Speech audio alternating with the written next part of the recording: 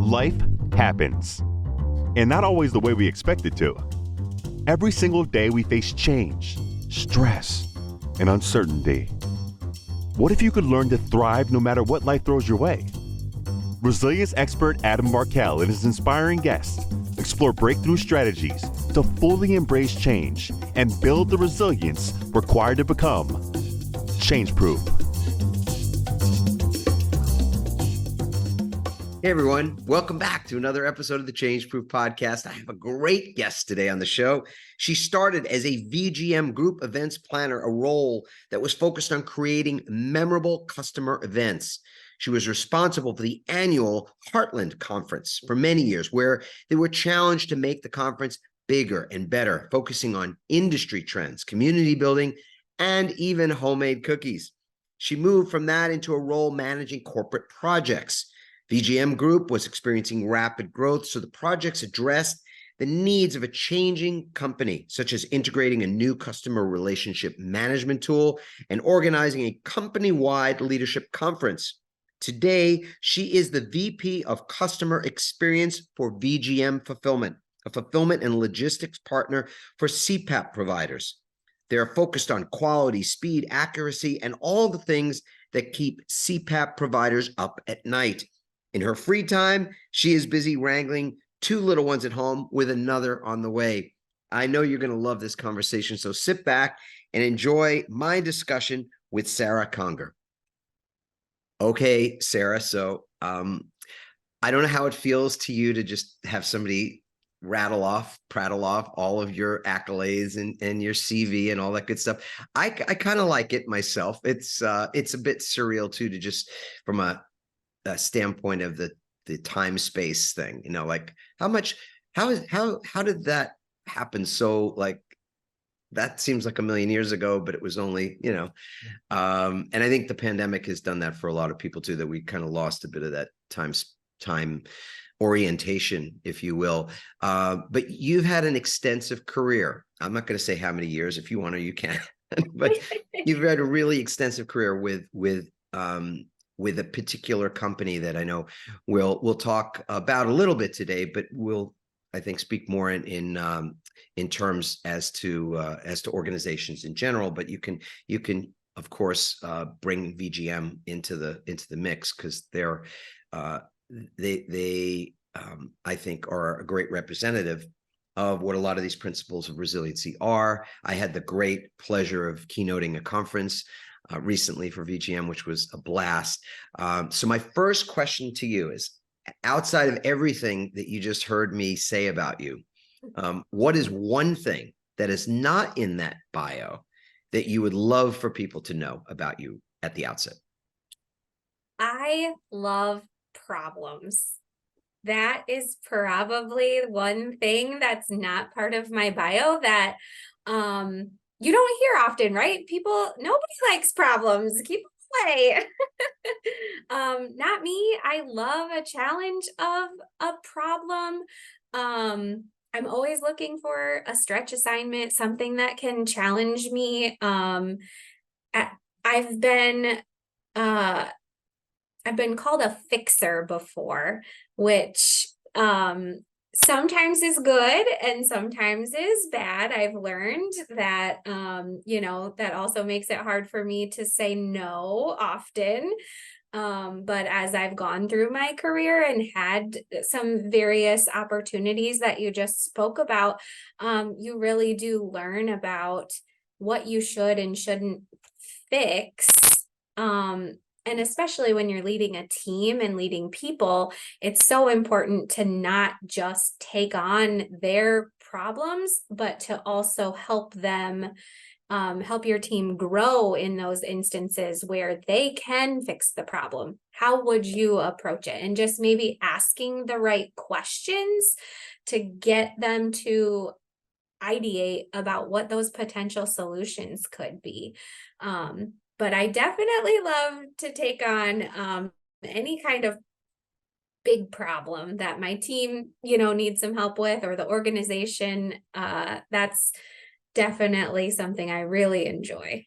I was just thinking when you said fixer, I had like an image in my head of Harvey Keitel in Pulp Fiction.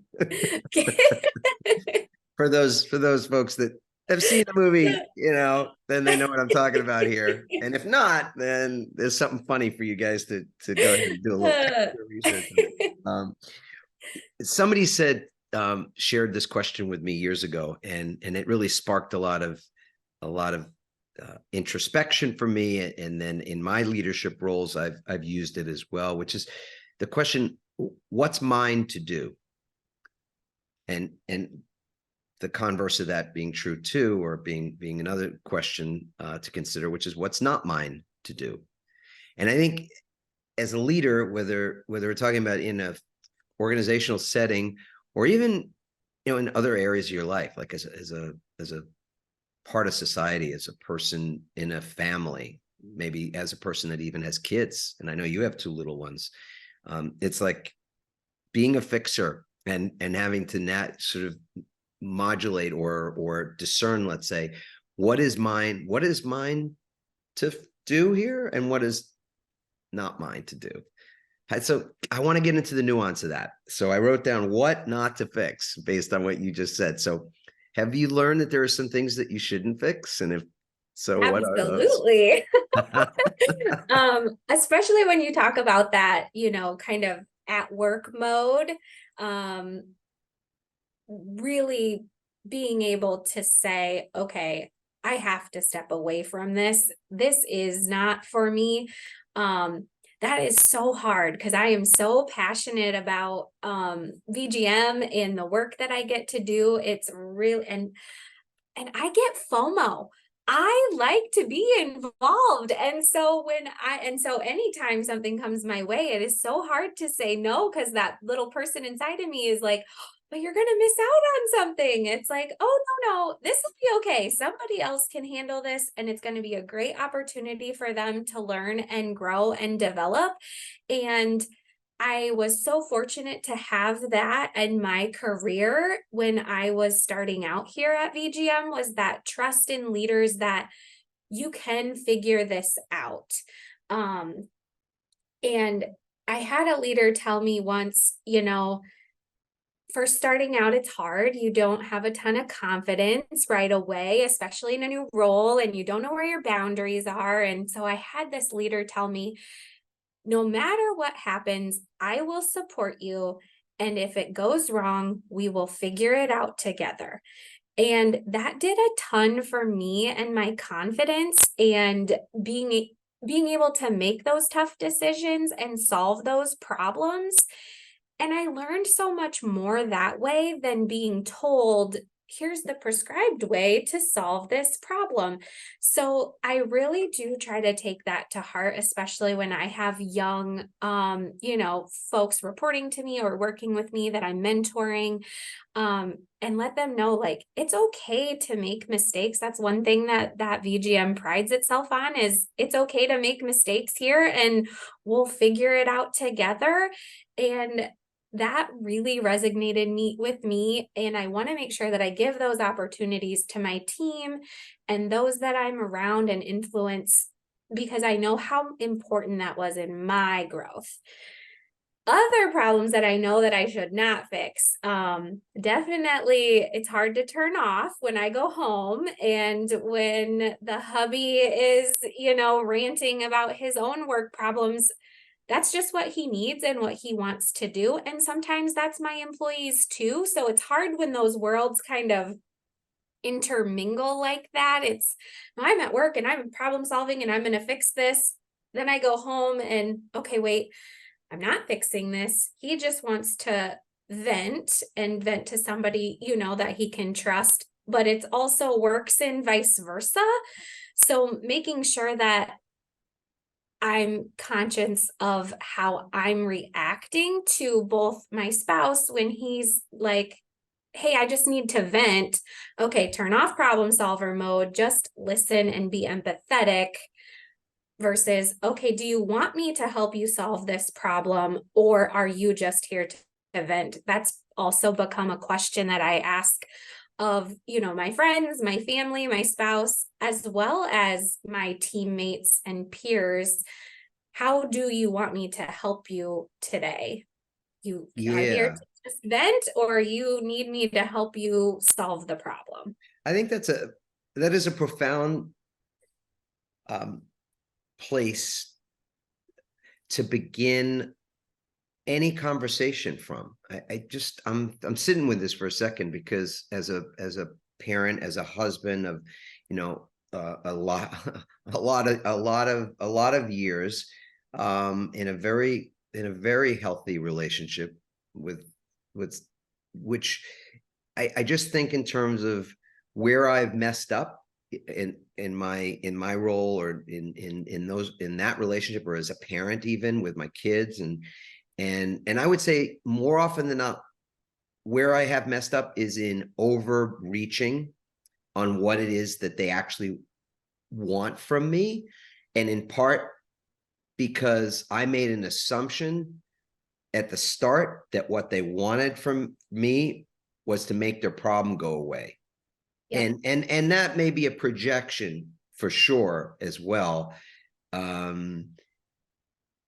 Because I get something out of that, being the problem solver, being the person who can, come in and be the white knight or the savior or whatever, and the ego that's involved in that. I'm just sitting with that at the moment, because I can feel that there's a payoff to being that person, that maybe the person on the other side of that conversation they weren't craving that. They didn't need that. But what they did want was simply to be able to, as you say, just get something off their chest, express something. So I think at the, this is a good moment for people to take a breath, maybe right there, on both their relation, where this intersects with their own relationships, personally as well as professionally. Because what would be the case if I just, in any one of those scenarios that that I was referring to a moment ago, what if I had said to my 14-year-old daughter, or to my wife, or whomever it might have been in the moment, just tell me at the outset how I'm able to hold space or be here for you, right?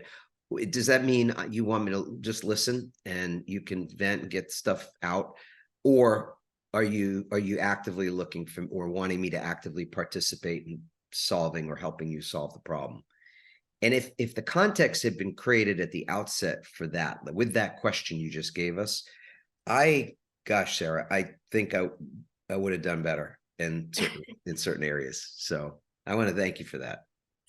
Yeah, absolutely. I find that it works in reverse too. If somebody has come to you, and they're pouring it all out, at the end, okay, thanks for sharing that. Do you want me to help you with that? Or are you just wanted to let it off your chest? Like, either is fine, and I'm happy to help any way that I can. And it's sometimes people just need to vent, and they want to be the problem solver. They want to be that white knight, right? For their problem, their customer, their team, their family. So I never want to, because I love how that feeling is, right? So I never want to take that from somebody else either. Yes. So are there, that's a really interesting thing. So what would you say, without getting maybe into details? I mean, you get into any detail you want, frankly, but has there been a problem that you've faced in the roles of leadership that you've had? And I definitely want to talk about the current role, of course, but it's interesting because you started out in the event planning space for VGM. You were putting on the Heartland conference each year, and probably a lot of other training and development kind of things. So maybe give us a scenario where you faced an intractable problem that either a mentor of yours helped you to just cut your teeth to solve, or where you've witnessed somebody else in that same scenario where it was tough to watch them struggle for a while. It's, my days as a lifeguard, it's like watching somebody in the water and you go, okay, so are they drowning, or are they just, like fighting it a little bit? They might have swallowed a little water and they're a little scared, but are they gonna be able to pull through, or do I need to put my buoy on and jump in the water in front of everybody and save their ass, right? Like, Yeah, right. which is it? Yes. Yeah, absolutely. Yeah, I have an example of where that actually happened to me, where I didn't want to be saved. I'd swallowed a little water and I was gonna be fine, but my leader jumped in and um pulled the trigger too quickly, I will say. So it was a Heartland conference issue. We were planning the event, and everybody was there. We were executing the event, and we had some weather issues. And as you know, getting to Waterloo, Iowa is not real easy all the time. Not the easiest thing in the world. No, it's certainly a challenge. And our keynote, the flight kept getting delayed and changed and eventually canceled. So they weren't going to show up on time. And like those burning fires, those are the problems that really get me going. I love that stuff. You love that stuff? Oh, no, I do. So I'm just thinking, yes, this is going to be great. I'm going to Did you just grab the mic? Did you just literally get up there and do it? Is that what I just want to know? No. I say this only because if you check this out on YouTube, you'll see Sarah just has this incredible energy. And when I first met you was during mic check when I was there for the conference. Yes. And I saw you get up and do there was something you were doing. And I thought, oh my God, this is dynamo. We have put the mic on her and I'll sit in the seat and watch. Well, thank you. You are certainly too kind. But those are the kinds of problems that I thrive on, right? So, I'm thinking about, okay, here we could do this and we could do that, and I'm trying to decide how best to solve that. Like, this is a big problem. We have all these people that are showing up the next morning at 8 a.m. and they're expecting this, and it is 5 p.m. So I have a short window to communicate to everybody and figure out the plan B and work that all out. So I'm working through this problem, and it's a very visible problem, right? So a lot of problems with event planning are behind the scenes. Nobody really notices. This one, people they're gonna notice if nobody takes the stage.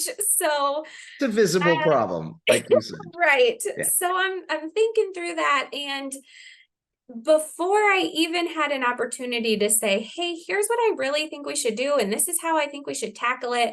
My leader jumped in and was like, okay, let's assemble she went into problem solving mode, and because she knew like this is a big deal. And I was really disappointed. It really hurt. I was like, you know what? I could have done that. I had a lot of those same ideas and plans. And why wasn't I given the opportunity to do this? I felt like I had, proven myself as a good leader. It wasn't the first year that I was running the conference. So, how was there a mistrust? Yeah. What happened, right? Right. So we got through it. Everything was fine. The keynote eventually showed up and gave the presentation, and everything went on, and it was all worked out well. And after the fact, it took a while. I was really nervous to have the conversation, but I really wanted to know. It's hard to ask for that kind of feedback sometimes. Yeah. About yourself. So I went to that leader and I said, hey, what could I have done differently to be the leader in that situation? Is there something that I need to do from a professional development standpoint to grow myself so that I have those opportunities in the future? Like, yeah. I really felt like I could have taken on this problem and solved it. What feedback can you give me so that I can improve and get better so I can be trusted later? And at the end of the conversation, it was really wonderful. I got some great feedback about what I can do and what I could have done at that time in my career to grow, as well as, an apology from my leader. Like, hey, what, I'm sorry, we could have done this together. You're absolutely right. And it could have been more of a coaching tag along moment versus, oh, I'm going to take your problem and fix it moment. Right. Wow. You did. That's the second time you did it. It's great, Sarah. I hope people like literally are taking note of this, because this is really seasoned advice in terms of, and I'm sure there are both in our audience, there are for sure people that are leading folks and probably maybe lead in that way, with good intentions, of course, putting the Of company course. first, all that stuff, hey, I've got the experience, and I'll show this person through my own efforts how to do something, and then they'll learn from that experience. And but it's this is I think a lot of what we see in the workplace today, that people, especially in millennial and Gen Z, in that demographic, which is I think by 2030 will constitute the majority of the workforce, and it's somewhere between 2025 and 2030, so it's coming soon. Yeah. That money, while important, it's an important perk, it's an important reason to work, but there's more to it than that. And the feeling that you are growing, the get to understand that you're actually growing through the experience, and that there's trust, because when you don't feel as though your manager or your leader trusts you, it creates that conflict. So what was amazing is that you didn't just chew on it or stow it or go and vent about it, but rather you went to your supervisor and said, hey, what could I have done differently? Where was my growth edge or opportunities? You said to learn some things that would enable me to be trusted in that moment later. I imagine did that catch the leader a little by surprise? It did, definitely. Yeah, that's my point. This is not you don't get a lot of people, I think, going to ask the question, framing the inquiry in just that way. And I think what that did for your leader was create a growth moment for her, frankly, because she could see clearly that she, without maybe thinking or intending it to be so, she deprived you of something that that was there, not necessarily like I earned it kind of thing, Right. but rather it was just it was kind of a missed opportunity. Yep. Yeah. So did that improve or change your relationship and from that point? Oh, absolutely. I mean, we've always had a great relationship, which is something that I really love and strive for, but it just made us closer, more open all the time. There was so much regular feedback and just brutal honesty sometimes, which Yeah. that's how you get the good stuff, right? You gotta just be honest with people. That's how they're going to get better. And I think when you come at it with positive intent, like I am telling you this not to hurt you or to break you down, but because I want you to learn and grow, that's when you can have that kind of relationship where you're going to get the good and the bad, and it's all coming because they want you to succeed, that's when you've got a great relationship. Yeah. Feedback. I want to lean into that a little bit here, because it's so important. And I think Marshall Goldsmith likes to refer to it as feed forward, as this concept of we're moving forward, which we dig, because in our work with resiliency training, we're always talking about how it is that we don't bounce back, but we bounce forward. So it's additive, whereas criticism or judgment is subtractive. A close friend of mine used to say that when you give people feedback that feels like judgment, it's like you're stealing something from them. You're like being a thief. You're stealing their self-esteem. You're stealing something really valuable from them. Mm-hmm. Whereas when you provide feedback in a healthy way, you're giving something to them. So I'd love to get a sense of what have you learned about feedback? Because in your relationship with this particular manager, clearly you guys just, you established the ground rules and the context for that to happen, and for it to be given and received in the way that, like you said, with love and not with judgment. But I would say it is a very small percentage of those kind of relationships in the environments that we've seen in too many industries to count, where feedback is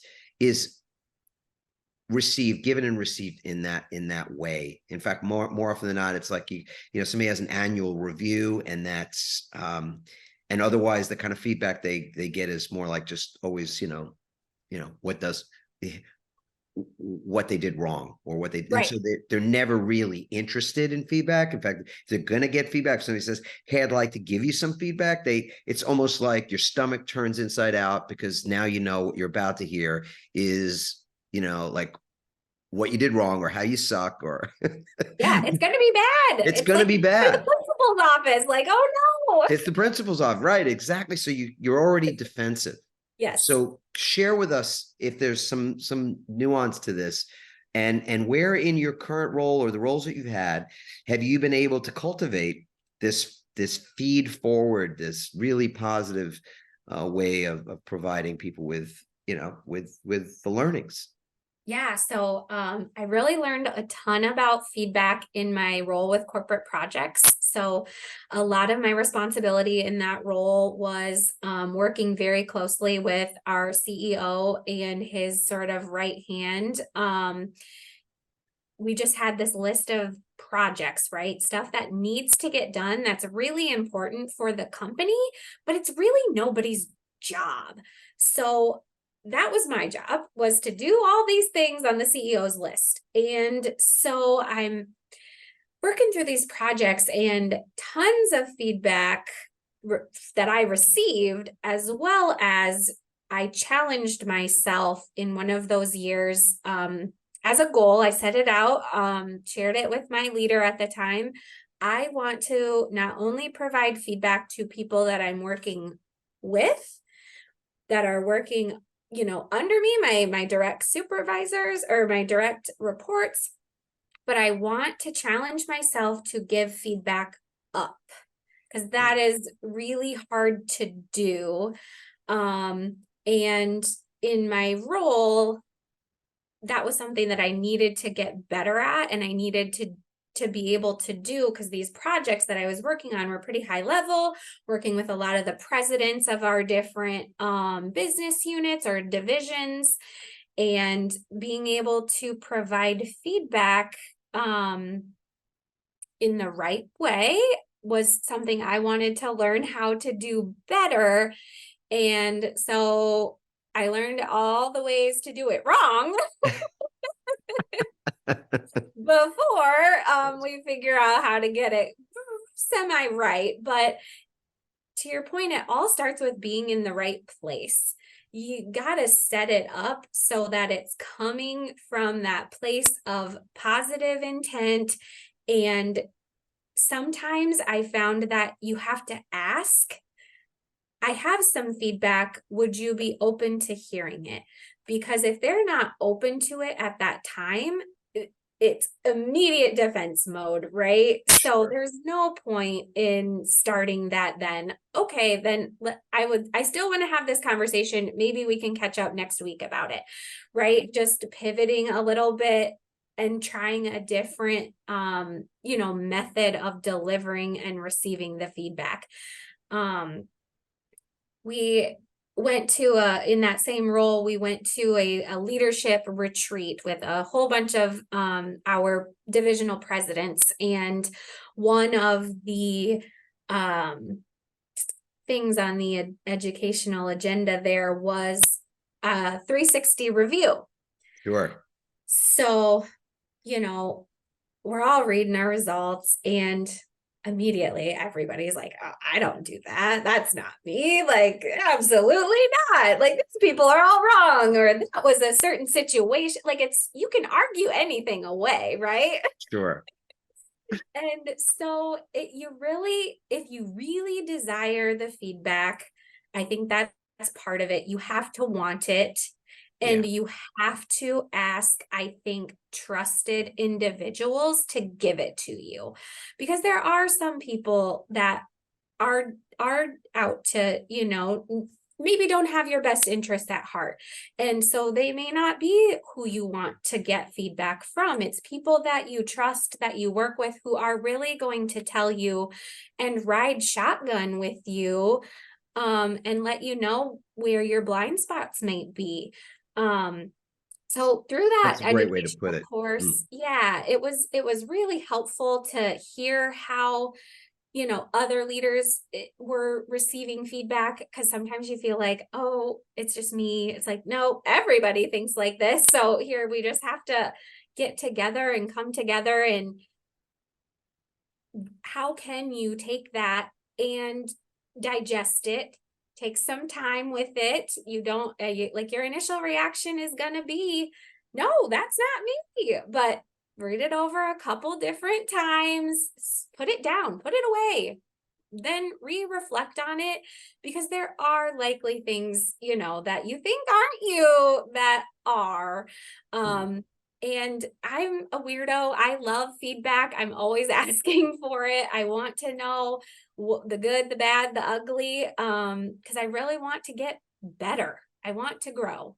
Yeah. That's one of my goals, always continue learning and growing. I think setting, as you said, if you're going to create an environment where feedback is something people are open to, of course, it's helpful to have people that are, in that environment that are like you and that are open to it, that want it, crave it, etc. And I think for the most part, most people are not like you in that respect. I'm generalizing a little bit here, but I think a lot of people are resistant to feedback. And in part, my theory, and we do workshops about this pretty frequently, and we've got one coming up with the city of Palo Alto on this exact topic, that the only reason we're doing that particular workshop on feedback is because out of another workshop, that was one of the areas that they said, we just don't, there's not a lot of trust, or that there's trust issues, and that people don't feel psychological safety. And we were rooting it out as to, what's like the first domino kind of thing. And for people to feel trust, they have to feel safe. And for people to feel safe, they have to be in an environment where they don't think that that their agenda to succeed is in conflict with someone else's agenda to succeed. Yep. And feedback is that really at the grassroots level, right? It's boots on the ground kind of stuff. That if you can't tell, like if you're, and sports analogies are great for lots of different things, whether you play sports or not. But it's like if you're on a baseball field or on a basketball court or something, you would never imagine that a team that wants to win that the teammates wouldn't give each other feedback about something, because then they would be less likely to win if they didn't say, hey, by the way, you want to slide over a little bit, because it's likely the ball's going to, remember last time that guy, hit right up the middle, you weren't there. Remember that? Oh yeah. You're right. I forgot about that. Move over and, you're in a better position. But somehow in the corporate world, in the in the world of work, that same situation is different. Like, oh, this person's like maybe trying to sabotage me, or right. I can't really trust what their motives are. Like, who are they? They mess up all the time, or I don't know. It's all that stuff.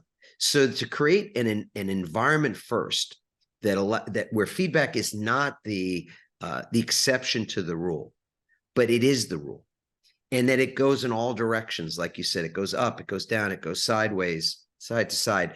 I think that's really a big deal. So I'm going to say that the way that we found that works for us in terms of, like what you said earlier, setting it up right, is to create, it's kind of funny to say it this way, but it's a bit of a structure for those conversations that has 3 statements. And the first statement is what works for me is.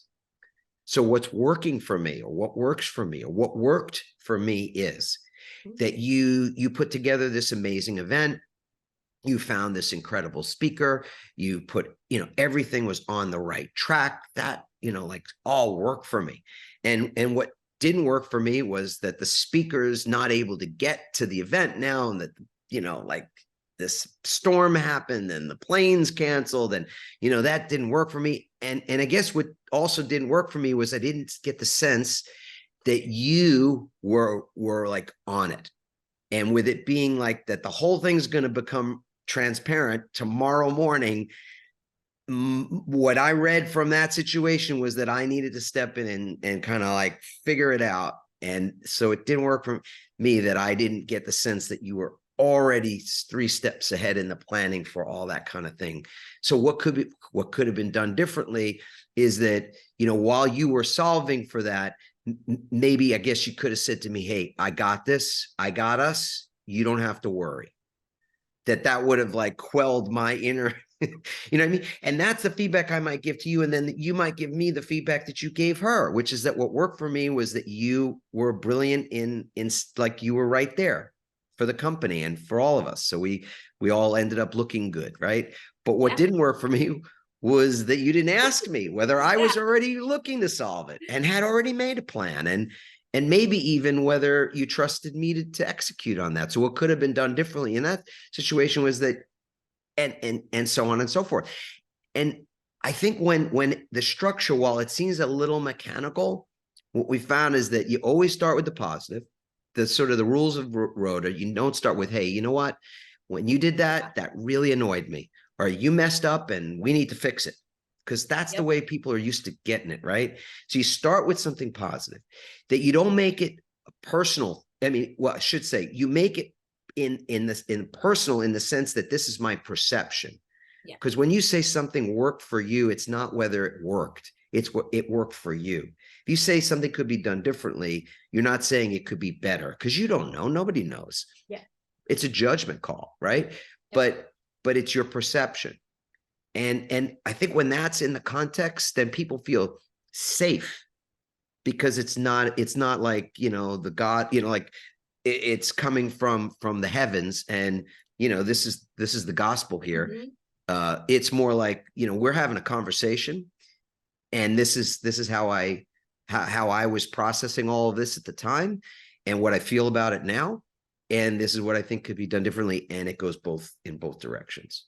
I love that script, that 3 statements. I think that would really help people deliver feedback too, right? Like it sets up the recipient in a really good place, but it's just as hard to be the feedback deliverer as it is to be the feedback recipient. So having a great script to set yourself up for success.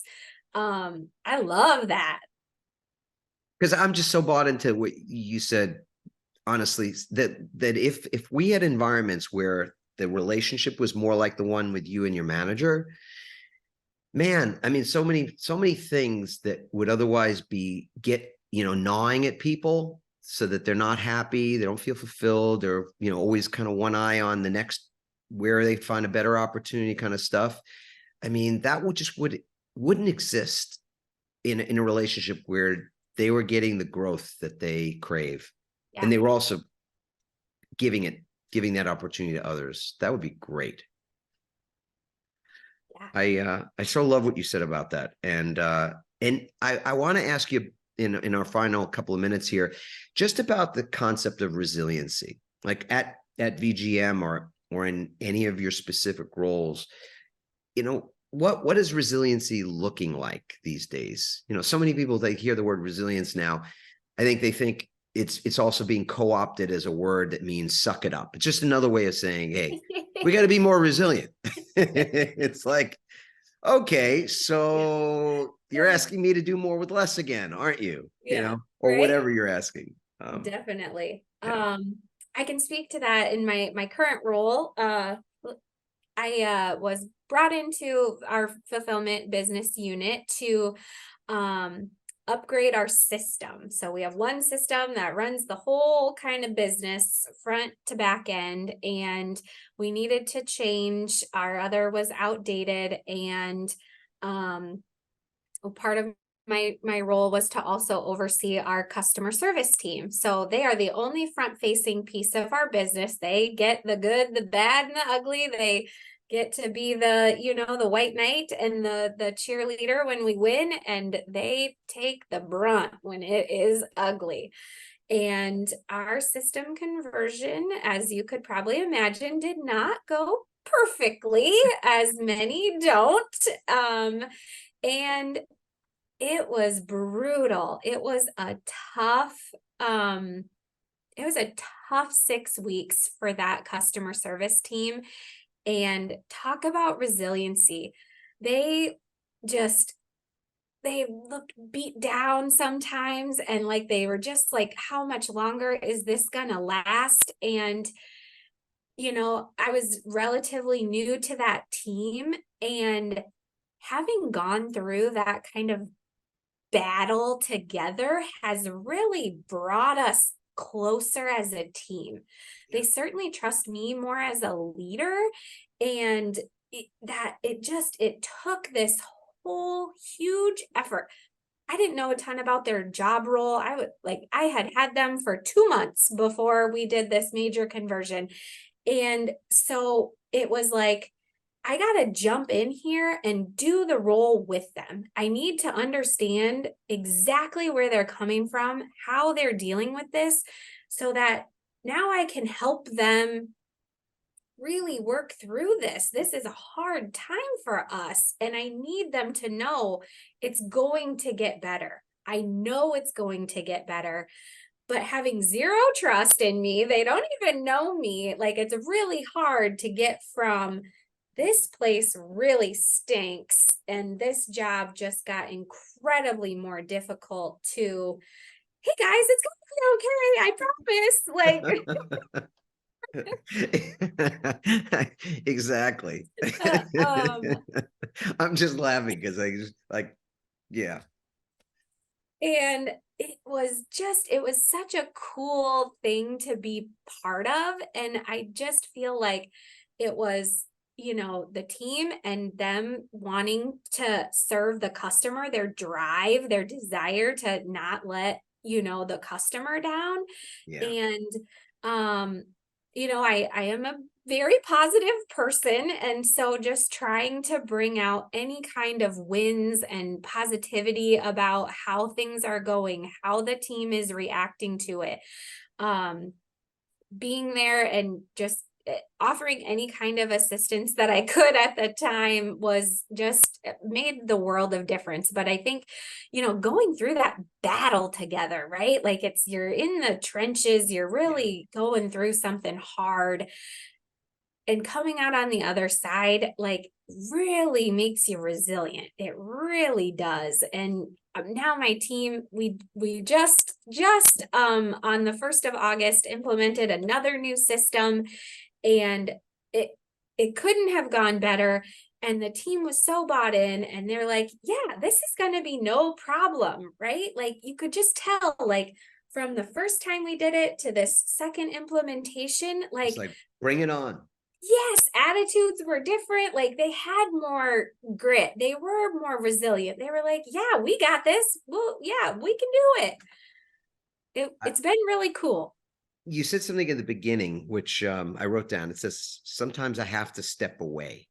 And I think that's also a tool when we think about how it is that we develop resilience.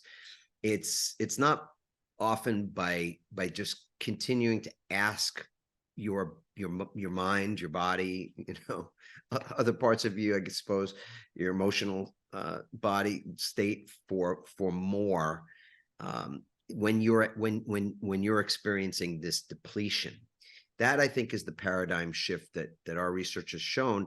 But that it's that moment, like you said, to be able to step away, that helps you to create a reset or an opportunity to recharge, and then moving forward seems to be easier. And that first event, having been so difficult, I can see how that the period between the end of that and the start of a new one gave them this reset or recharge time, so that when the new challenge came up, they were more ready to meet that challenge. They had the energy for it, and they already knew that the outcome, they could accomplish whatever that outcome was going to be, but a more seamless integration of that change.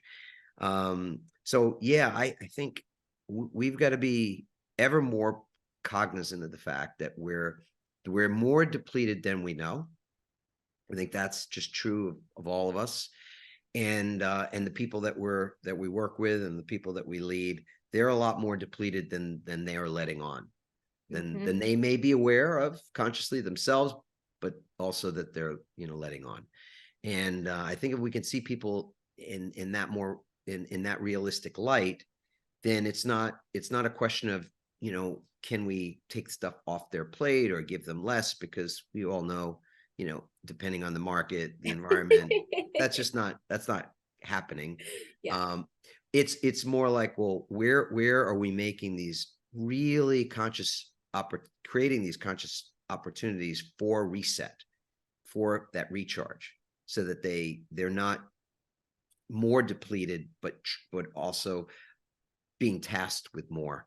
It's that they're ready for that next incremental growth moment. So I love this conversation, Sarah. I love your energy and the insights you provided today. Thank you for that. Thank you. I have also enjoyed our conversation. It's been a pleasure. Is there one thing that you do on a ritual basis? Because we're constantly tracking the leaders' rituals for their recharge. Is there one thing you do on a daily or a routine basis that is for your own reset? I love exercise. And so before I was pregnant, I'm very pregnant. I don't know if you knew that when you met me last time, but I knew. I'm due in next month. So I'm really excited. But when I'm not pregnant, I run or walk or I need fresh air. I got to get outside. So I try to get outside for at least 30 minutes and walk or run or something. And it changes my whole mental state. It helps me so much be a better leader at work, a better mom to my kids, a better spouse to my husband. I need it. Yeah. Just being in nature and getting that fresh air, that is, again, it's a thing that's so obvious to us. And yet every time we just do it, just walk off into the woods for 20 minutes or, whatever, go sit in front of out in sunshine. And that's all we're really talking about. When we think about operationalizing resilience, one major component of that is simply what you do each day throughout the day that create those pockets for a recharge moment. Because you're just continuing. It's a bit like, to change the analogy or create an analogy for this, it's like a bank account. So with your bank account, if you make more deposits than you make withdrawals, you have a surplus. It's a wonderful thing. Yes. and with interest, it grows. But when you make more withdrawals than deposits, you have a deficit. And we know that we can't do much with a deficit in a bank account. It's the same with our energy, or with a lot of aspects of what we need to succeed in at home and at work. And you just can't be running at a deficit and expect that you're going to do well for very long. So with that, again, I just so appreciate your time today, Sarah. And people will be able to find out more in the show notes about VGM, about your role, and all this. And if people have questions, in fact, I'll say this to my audience right now. You can go to adammarkel.com/podcast and leave a comment or a question. If it's a question for Sarah, I will get that question to her. We will answer it directly. And it is us. It's not any AI. It's just ordinary human thinking and response, which is, I think, what we crave a lot. So, Sarah, thank you again. I really appreciate your time today. Thank you. Well, Sarah Conger, what insights. I just man, I couldn't get enough of that conversation. And I felt like it was putting me on my growth edge. I had the feeling that I was learning something in the process, and it was cultivating more depth of thinking for me, and that was just so enjoyable. I'm sure you all got a great kick out of that. We had some good laughs, and more importantly, I think Sarah really shared with us so many important things about. We talked about feedback and the importance of how feedback is given and how it is received, and that relationship, how you create a context for it so that it is truly healthy. And I think we were able to get into the guts of it, if you will, in a way that I didn't expect. And I think it's really important, because most situations that I see at work, or even outside of the workplace, where feedback is necessary, just doesn't go well. Just isn't artfully done, and for the most part, people resist it. They aren't interested in giving it or in receiving it. Because it is done without a lot of care. So today we got to talk about what that care looks like. We talk about a structure, in particular, a way to provide it, and to create an environment where great feedback can only create safety, and safety will create trust. And I love Sarah's story about how in a very in a context that I can identify with, that she was putting on an event, and she was waiting for her keynote speaker, and the flight was being delayed and then ultimately canceled, and she was in charge of this big event, but ultimately her supervisor, the person that she reported to, stepped in without speaking to her to solve that problem.